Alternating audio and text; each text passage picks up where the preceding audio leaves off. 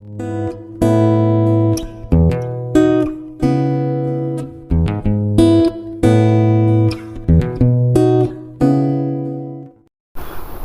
selamat pagi, salam oase, salam muda budaya guna. Kembali lagi kita pada pembahasan kampus mengajar yang pada hari ini kita masih bersama dengan Mas Predianto.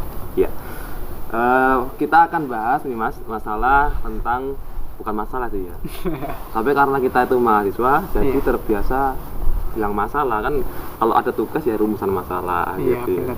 Oke, tapi artinya kita akan bahas tentang trik dan tips bagaimana lolos kampus mengajar dan lulus dalam arti pelaksanaan program kampus mengajar. Nah, ini ya.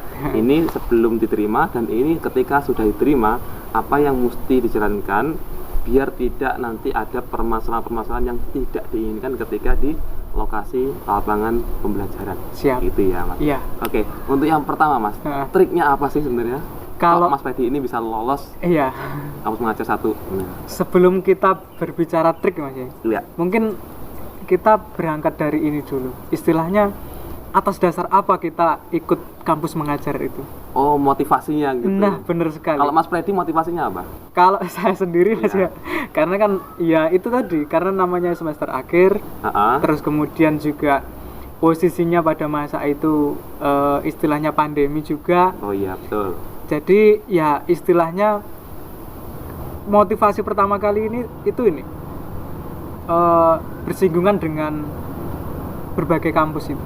Oh, ada. Jadi kan titik temunya. Iya, stigma dari kebanyakan ini calon mahasiswa itu. Kampus besar itu melambangkan mahasiswanya berpikir besar gitu. Kampus besar menjamin mahasiswanya berpikir besar. Jadi semacam itu. Okay. Jadi saya juga ingin mencoba dalam artian apakah iya sih dalam artian perbedaan kampus itu menjadi representasi dari perbedaan mahasiswanya gitu. Oh gitu. Terus kalau di program mengajar ini apakah kalau sudah kampusnya gede pasti lolos? Kalau kampusnya mungkin dikatakan belum gede itu juga sulit lolos. Dan itu CPNS ya? Enggak begitu. Dan itu enggak begitu gitu. Jadi yang pertama kita landasi atas dasar apa dulu gitu. Oke, betul. Nah, landasan saya tadi sudah selesai ya. Nah, jadi kalau sebelum kita bicara tip dan trik, takutnya karena teman saya satu sekolah itu, Mas, itu ada yang sampai nyemplung ke sungai itu. Kenapa dia? Frustasi atau? Bukan frustasi. Enggak frustasi. Enggak, takutnya gini loh. Kan ini lagi pandemi ya, informasi media kan macam-macam, sehingga imun orang kadang-kadang terpengaruh oleh apa yang diberitakan. Takutnya begitu. Iya, jadi kalau teman saya itu kan melewati sebuah jalan ya, karena kan kita ditempatkan di Ponorogo pun itu ditempatkan di luar kota, maksudku di luar pinggiran kota Ponorogo gitu. Berarti bagian-bagian pelosok gitu. Bagian pelosok dan pada masa itu karena jalannya sempit kan? Dan bukan jalan tol ya? Bukan jalan tol pastinya. Ya. Jalannya sempit di tengah sawah dan di samping kanannya itu kan ada sungai. Dan kebetulan sungainya itu dalam. Oh gitu. Kalau nggak dalam, bahayanya malah kena batu, malah kenapa-napa gitu. Oh, malah bundas ya? Iya, malah istilahnya bundas gitu. Kalau bahasa Indonesia itu dia akan luka gitu ya? Nah, benar sekali. Jadi kalau bisa dibayangkan, ketika ada tragedi seperti itu, ada jaminan nggak dalam artian dari program ini kalau tidak diberangkat dari niat yang istilahnya yang kuat ataupun yang tekad. Mungkin setelah setelah jatuh itu mungkin besoknya nggak datang lagi ke SD mungkin. Artinya tidak semudah itu Ferguson gitu ya. Iya, perlu jalan terjal perjuangan untuk bagaimana sekali kita kontribusi di kampus mengajar. Iya. Dan saya sangat salut ketika pendaftaran teman-teman yang kampus mengajar 2 ini atas dasar kesadaran dalam artian kepedulian bagaimana kita memandang pendidikan di Indonesia ini ya. Kita tahu sendirilah, tidak perlu dinarasikan, pasti kita bisa menarasikan secara pribadi gitu. Dan faktanya emang efek daripada sekolah online itu bagaimana anak itu ya lebih banyak bermainnya daripada belajarnya kan gitu. Benar sekali. Itu jadi tantangan tersendiri juga ya. Iya, jadi tantangan tersendiri juga. Jadi jangan sampai ketika nanti Anda diterima terus kemudian ditempatkan yang mungkin itu tidak sesuai dengan ekspektasi Anda. Itu terus kemudian muncul niatan oh saya nggak melanjutkan program ini aja, gitu. wong ini nggak sesuai yang aku harapkan. Tempat ini kan padahal yang aku harapkan tempat ini tuh dekat dari rumah, terus kemudian jalannya enak. Jadi jangan pernah berharap seperti itu. Jadi yang ada di pikiran teman-teman nanti di kampus mengajar 2 itu bagaimana teman-teman mengabdikan diri di suatu lembaga sekolah yang sudah ditentukan gitu. Istilahnya kalau sudah ditempatkan ya berusaha maksimal gitu ya. Setidaknya kalian menyelesaikan program ini. Oke, ya. Dan menyesuaikan juga dengan kondisi pandemi ini ya. Bener. Karena kan nanti juga sangat-sangat harus diperhatikan. Jangan sampai kita datang ke suatu tempat yang itu bukan tempat kita. Iya. Justru malah menambah angka peningkatan korban COVID-19. Ya teman-teman ya, kawan-kawan. Oase Project nanti bisa disiapkan tuh bekal-bekal apa aja gitu ya. Tadi udah tentang mentalitas. Dan tips tadi lanjut ya. Oke, langsung ke tipsnya. Nah, gimana? Kalau tipsnya itu kan juga yang pertama itu kalau di kampus mengajar ini kan ada syarat administrasi. Syarat administrasinya. Iya, syarat administrasi itu harus kalau pengen aman. Dalam arti lolos ya. Iya, dalam arti lolos itu juga legalitasnya harus kuat. Harus terpenuhi juga. Harus terpenuhi juga gitu loh. Jadi maksudku jangan asal-asalan. Kalau yang pertama itu kan ada harus menyertakan keterangan bahwa kita itu pernah praktek mengajar. Dan kebetulan saya pada masa itu sudah kalau yang di Universitas Muhammadiyah Ponorogo itu ada program PPL. Nah, PPL. Jadi saya sudah memenuhi syarat itu, dan kemudian ada lagi setelah setelah lolos misalkan administrasi itu ada seleksi kebinekaan.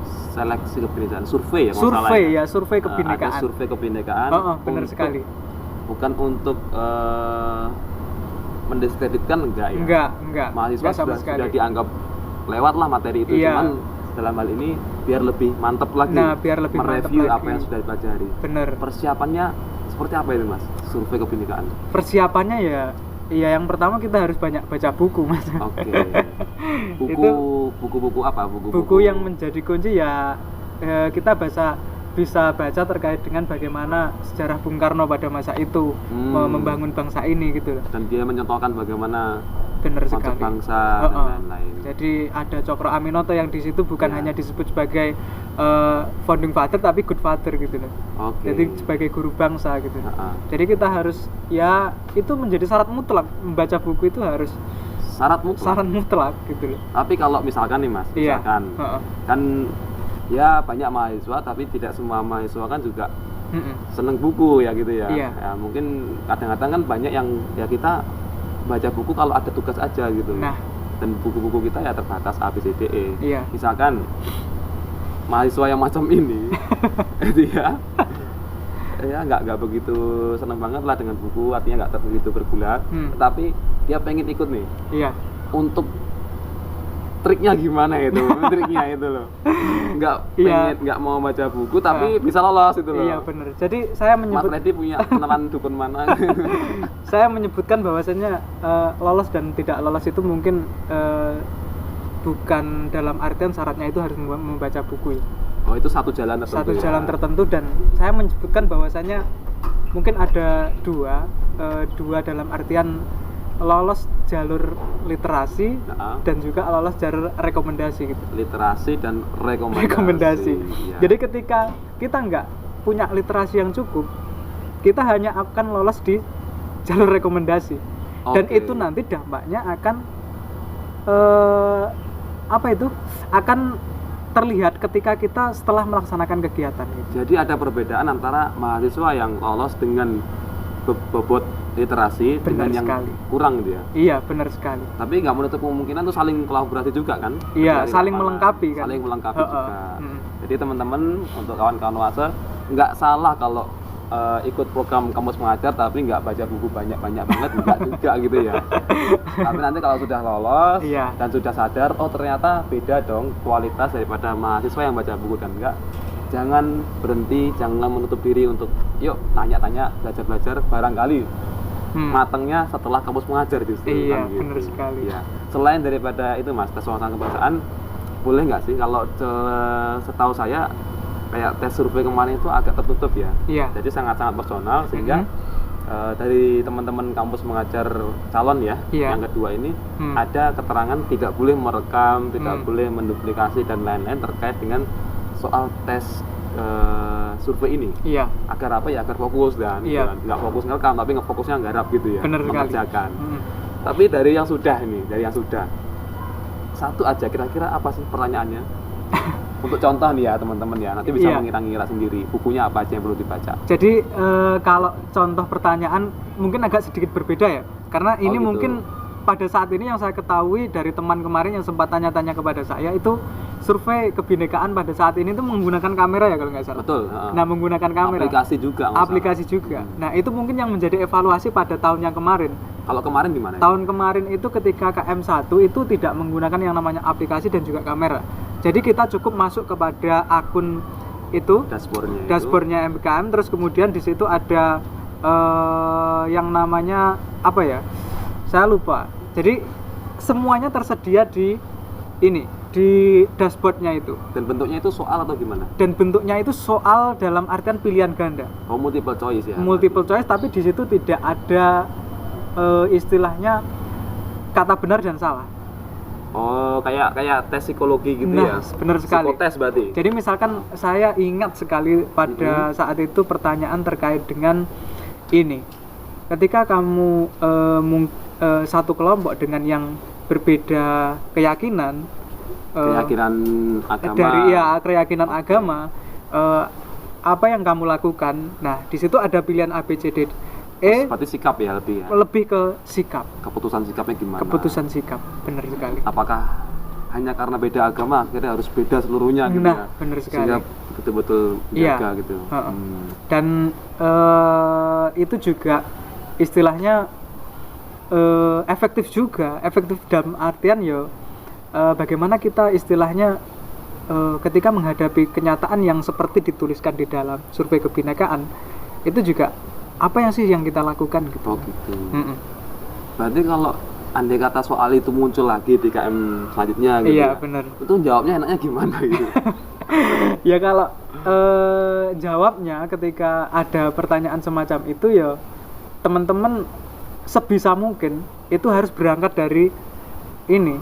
Pengennya teman-teman itu lolos atau pengennya teman-teman itu jujur secara personal gitu. Secara personal. Iya, karena ketika teman-teman menuntut atau mungkin membohongi diri sendiri, ketika dalam artian survei kebinekaan itu kemudian dimanipulasi hanya untuk lolos di dunia nyata ataupun dalam lapangan terus nanti teman-teman menemui hal tersebut, bisa nggak teman-teman istilahnya mempertanggungjawabkan apa yang telah diisi dari survei kebinekaan tersebut gitu. Dan nanti malah bikin nggak nyaman gitu ya. Nah, benar sekali gitu. Kan kita bisa ngebohongin banyak orang, tapi kita nggak bisa bohongin diri sendiri. Gitu ya.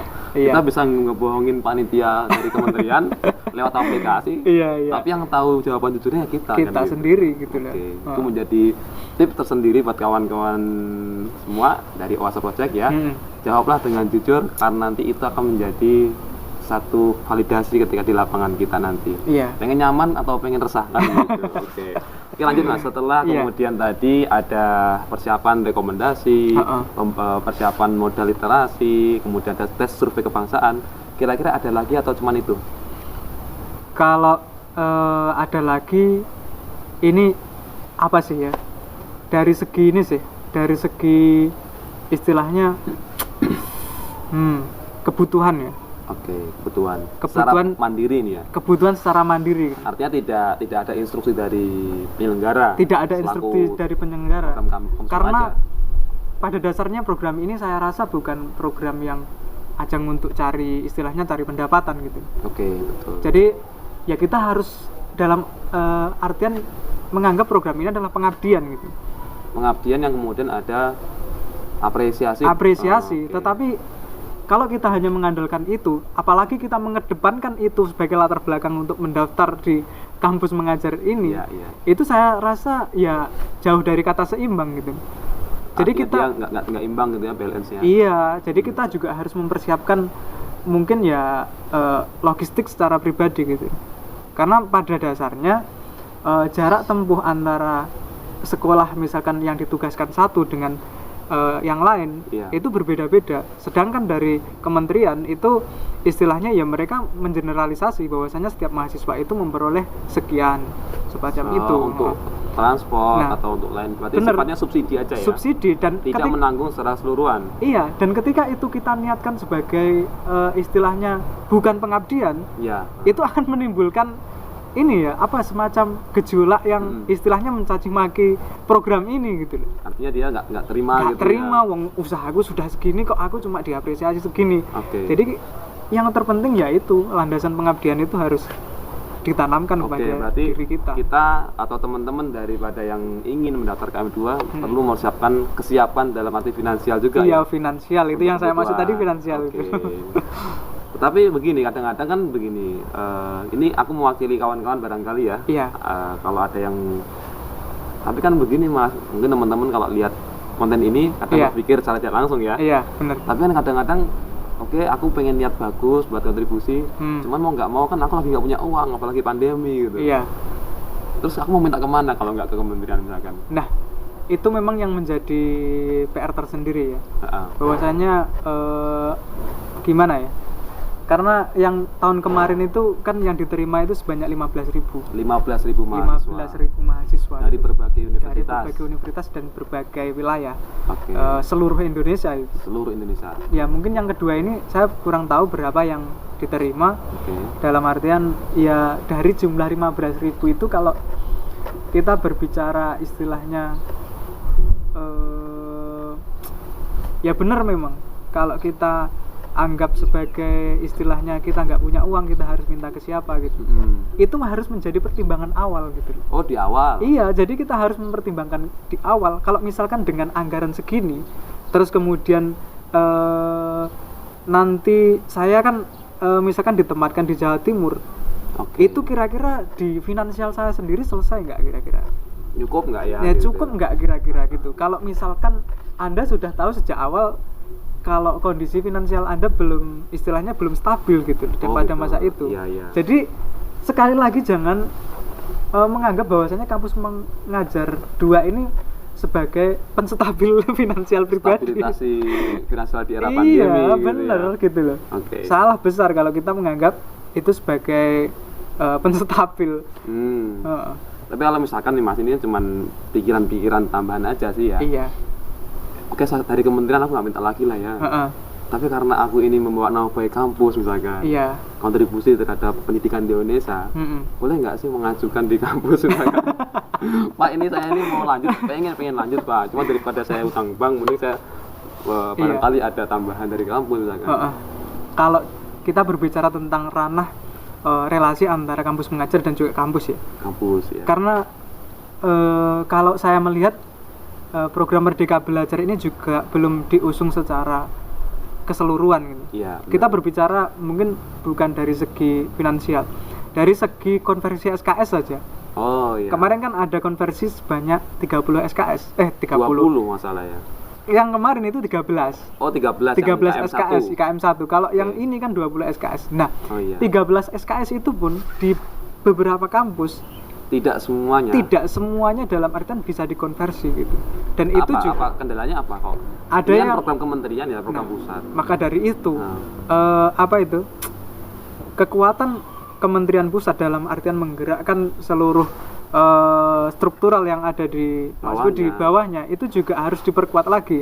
Apalagi berbicara terkait dengan finansial ketika kita relasi kepada kampus, kita bicara SKS saja kalau masih terkendala. Iya, kalau di Ponorogo sendiri alhamdulillah itu terkait dengan konversi SKS beres. Aman gitu ya. Tapi ada beberapa teman yang lain di kampus lain, di kota lain itu di grup Telegram itu juga ada yang pengaduan ke panitia, loh ini gimana kok katanya bisa konversi tetapi pada kenyataannya kok di kampus saya tidak bisa gitu loh.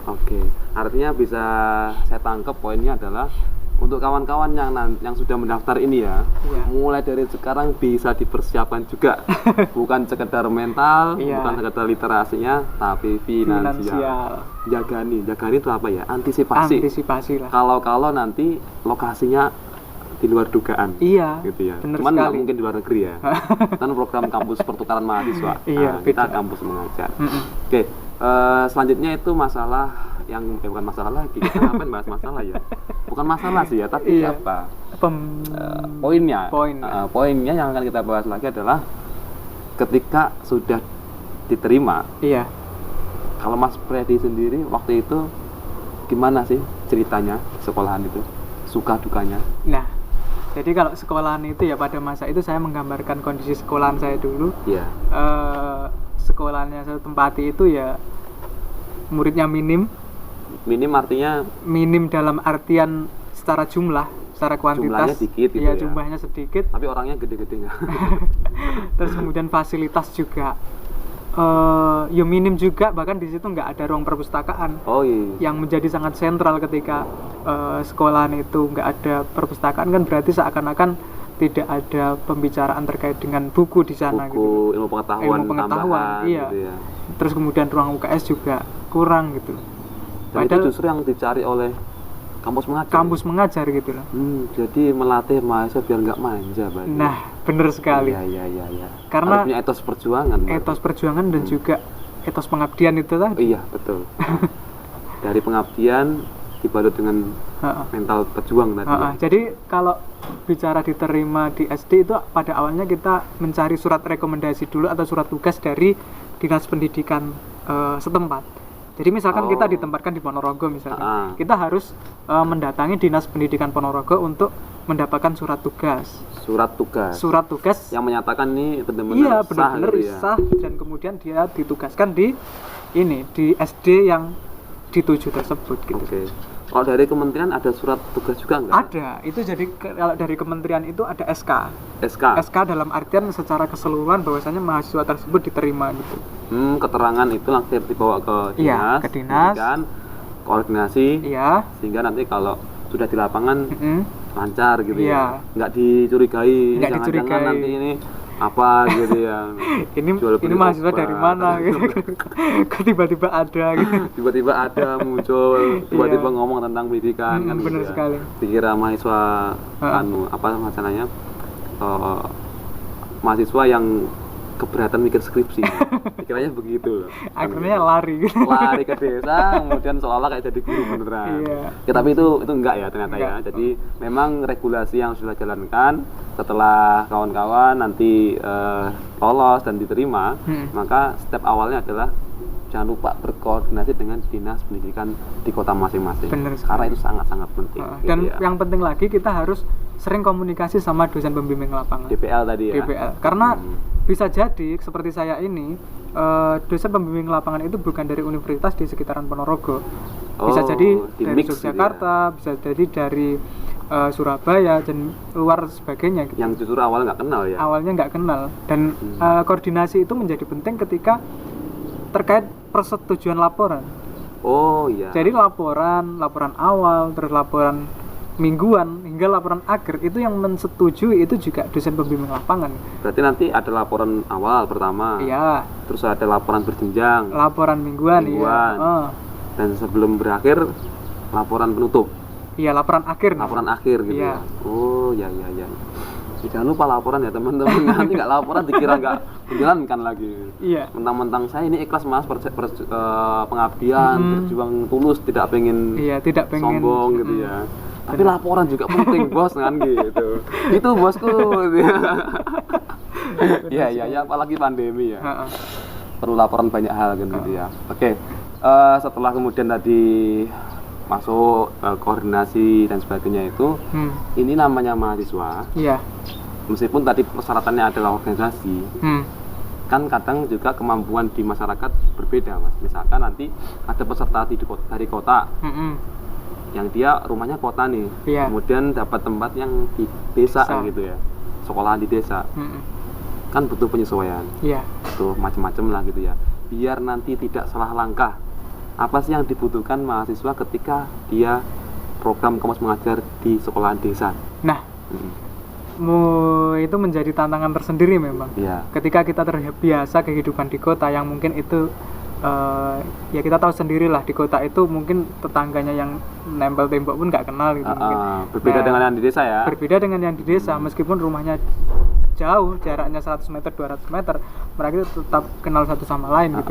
Dan di kota pun kadang gini Mas, kalau kita itu kalau di desa kan ada istilah aro-aro gitu ya. Aro-aro itu bahasa Indonesianya adalah menyapa. Di desa tuh ada menyapa. Monggo, nyuwun sewu kan gitu. Kalau di kota kan justru malah ngapain sih monggo-monggo gitu ya. Ganggu orang aja. Ganggu orang aja Bisik, gitu. Nah, itu yang harus dimiliki kemampuan oleh mahasiswa. Ketika istilahnya bahasa sederhananya ketika kita ke desa itu jangan membuat bingung mereka gitu Mas. Dan jangan sok menggurui juga ya. Sok menggurui juga. Jadi kita harus menggunakan bahasa yang sesederhana mungkin. Yang bisa dipahami oleh masyarakat desa. Setidaknya kalau kita nggak paham ataupun kita belum tahu, kita ini dulu mendengarkan dulu. Mencari informasi bagaimana masyarakat yang di sini gitu ya. Tradisinya, kebiasaan, apa yang disuka, apa yang nggak disuka. Bener sekali. Nanti jangan sampai nanti mentang-mentang teman-teman suka Mobile Legends gitu ya. Terus ngajak orang mabar gitu ya. Ayo Pak Lurah, ayo Pak, ayo mabar kan jadi nggak enak gitu ya. Waktunya nongkrong di gardu, serawung tetangga, kok tiba-tiba ngeluarin HP. Nah, HP-nya awalnya itu potret jadi landscape. Nah, itu kan menyalahi etika pernongkrongan. Iya, di benar desa, sekali. gitu ya. Oke, nanti buat teman-teman calon peserta yang nanti akan diterima, sekali lagi ini penting, masalah etika dan tata cara bergaul dengan masyarakat. Soalnya kalau gagal bergaul, ya nanti mesti jadi masalah. Iya, apalagi bergaul di lingkungan sekolah, Mas. Lingkungan sekolah. Itu nanti pasti akan menimbulkan beberapa kesalahpahaman.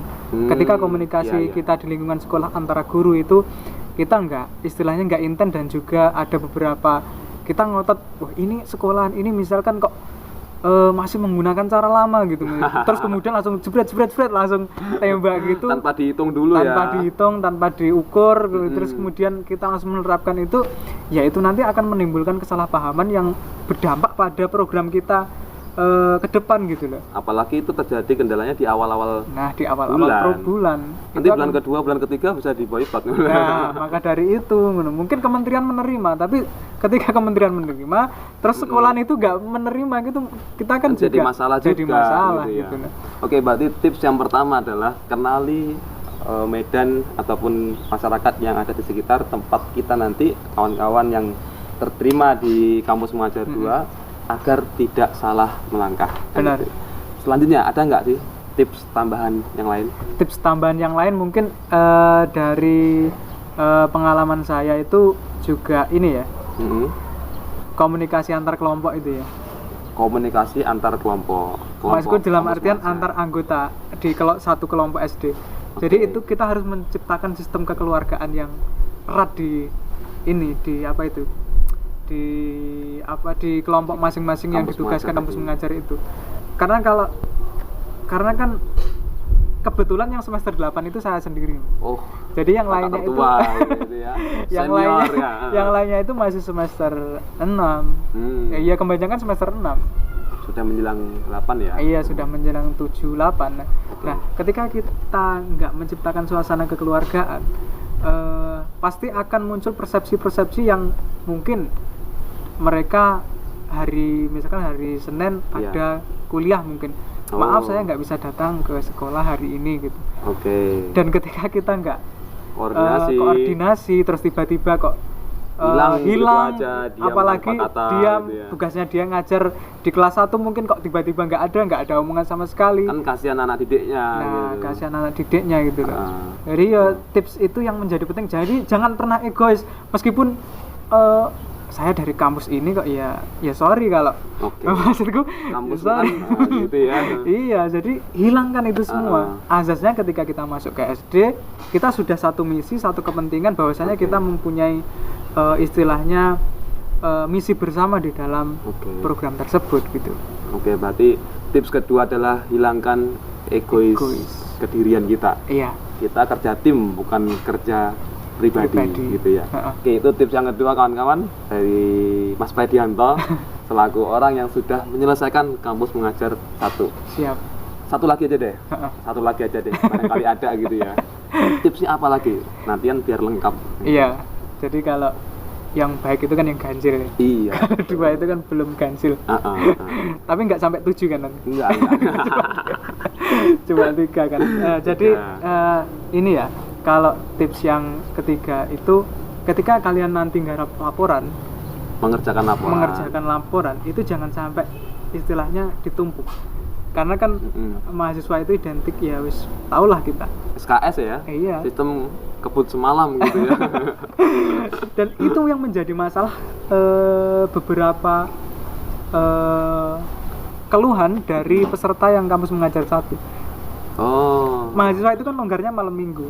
Malam minggu. Ini yang jomblo atau yang Dan ketika semua mahasiswa yang lolos di kampus mengajar itu mengupload di malam itu juga, ya, itu akan terjadi sistem error, trouble pastinya. Dan itu menjadi kendala kita tidak bisa mengunggah laporan kita. Dan itu hari terakhir ya? Hari terakhir. Oh iya.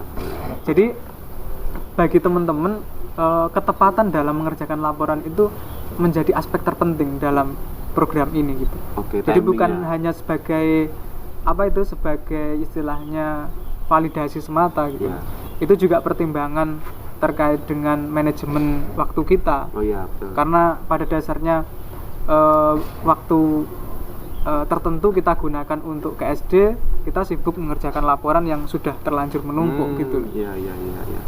Berarti yang ketiga adalah pintar-pintarlah untuk memanajemen waktu. Iya, benar sekali. Jangan membudayakan apa yang sudah kita budayakan ketika kita kuliah ya. Tugas dikasih kapan, kerjainnya kapan, kan gitu. Nanti sekali. Kalau sudah mepet, ada sensasi tersendiri ya, gitu ternyata gitu ya. Tapi itu jangan sampai nanti terjadi di kampus mengajar, karena apa? Nanti kita rugi sendiri kan. Benar. Gitu ya. Itu penting. Oke, satu lagi Mas Freddy, pertanyaan setelah daripada tips 3 tadi. Sebelum kita akhiri di segmen kedua ini, segmen terakhir kita ya, untuk pembahasan kampus mengajar di tahun 2020 dan 2021. Benar. Aku pengen tanya tentang Mas Freddy punya nggak sih saran-saran dan kemudian harapan-harapan untuk KM yang nomor 2 ini, KM batch 2 ini. Iya. Ya, monggo silakan. Baik, kepada teman-teman yang nanti lolos di KM 2 ini, saya berharap teman-teman semua bisa menyelesaikan sampai tuntas gitu. Karena kementerian itu sudah memberikan fasilitas yang bagi saya itu tidak didapatkan oleh mahasiswa-mahasiswa sebelumnya gitu. Termasuk era 98 ya? Iya, termasuk era 98 itu. Enggak dapat program ini gitu loh. Tidak dapat program hanya ini. Untuk kawan-kawan angkatan 2000 sekarang gitu ya. Iya, dan saya rasa ketika teman-teman nanti menyelesaikan program ini dengan konsisten dan kemudian dengan sungguh-sungguh, maka apa yang dicita-citakan Mas Nadiem itu menjadi besar harapannya menjadi kenyataan. Dalam artian mahasiswa itu bisa belajar dimanapun. Dan kita juga bisa menanamkan aspek bahwasanya siswa itu datang ke sekolah itu seperti datang ke taman. Oh iya. Jadi istilahnya datang dengan senang hati, bermain juga, pulang dengan berat hati. Oh iya. Kalau di taman kan gitu. Kita datang dengan mungkin mempersiapkan bekal, terus kemudian mempersiapkan sangu mungkin Kalau sangu itu apa sih bahasanya? Bekal. Nah, iya, bekal mungkin dari segi uang. Kita sudah senang sekali. Bahkan kalau kita bicara wisata itu malamnya kita nggak tidur sama sekali. Nah, jadi bagaimana kita menciptakan sebuah ruang belajar yang di situ datangnya dengan senang hati, tapi pulangnya dengan berat hati gitu. Oke. Ya. Baik, itu nanti bisa jadikan pesan moral ataupun kata-kata quotes buat Insta story atau WA story ya. Datanglah dengan senang hati, pulanglah dengan berat hati. Tapi kalau molor skripsi jangan. Oh iya. Datanglah dengan senang hati, pulanglah dengan berat hati. Jadilah guru yang dirindukan para peserta didik kita. Oke. Baik, itu Mas Freddy, pembahasan panjang kali lebar kita, meskipun tidak begitu terlalu mewah, terlalu wah ya tempatnya seperti ini. Mudah-mudahan menjadikan satu konten yang manfaat baik untuk kawan-kawan dan kita sendiri gitu ya. Untuk Pak Nadiem Makarim, Pak Menteri, terima kasih atas berbagai upayanya untuk memajukan pendidikan di Indonesia ini. Kami dari Wasa Project, salam muda berdaya guna. ing ngarsa Sung Tulodo ing madya Mangunkarsa Tutpuri Handayani. Wassalamualaikum warahmatullahi wabarakatuh. Waalaikumsalam warahmatullahi wabarakatuh.